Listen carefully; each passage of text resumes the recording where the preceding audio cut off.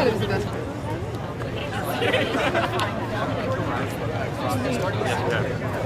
Well, it stars, many of the same cast: Ned Campbell, Courtney Cox, David Arquette, Jason Kennedy. Jada Pinkett is going to be in it. Liev Schreiber. Sarah Michelle Gellar. Marianne Manolita, the producer, who has a memory I don't. We're gathering another great cast. We're shooting in about 2 weeks. Are you happy to see it recognized? Ecstatic. Are you kidding? It's great. I mean, 25 years I've been making sort of quirky, scary movies, and it hasn't been the typical Academy recognized film. So it's great to have the young audience and with the representation of something like MTV to say, hey, this is what this is. Yeah, also soundtrack.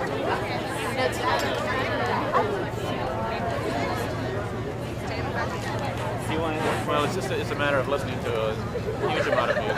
We have a great music coordinator, Eddie Gerard, who helped us out. Many bands. See a lot of bands and try to make the best deal. Try and solve something.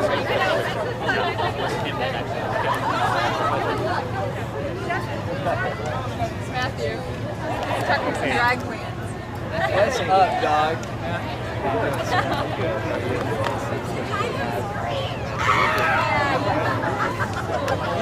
And he's got the tennis shoes on. Can you pan down and hit the tennis shoes? Can you pan down and hit these tennis shoes? That's Wes Craven, supporting the tennis. Wes, quick question to ask you here. How did Scream come about? How long did it take to get it actually to get the photography going on it? On Scream. On Scream? Once we were on the show and we did it fairly fast. I would say it was 3 months, something like that. Well, how did it actually get started? Who created the idea of it? Well, the idea came from Kevin Williamson, the writer, who was a huge horror fan, and he really loved Halloween and some of my films. And so he sat down one day. He wasn't, he was just starting as a writer. He hadn't sold anything, and he thought, well, maybe I'll just write a really exciting, scary movie. And that's what the original title was, Scary Movie. So it's really just kind of a tribute to somebody's love of horror films. And it also, of course, as you know, takes into account the audience that talks about these films and watches them at home with friends and everything else. So it's that kind of weird combination of a scary movie, but also kids talking about scary movies in the scary movie. It's a lot of fun. What was your reaction when you first read the script? I mean, you got it, and what did you think? Well, I just thought I haven't read anything quite so scary or funny in a long time, and I've never read anything quite so original ever. It was the whole format of it, which was self-conscious but not in a very easy, smart way, was really unprecedented. I hadn't found anything like it, so it was like, wow, let me put this in front of the camera quick. And it had Drew Barrymore attached to it already.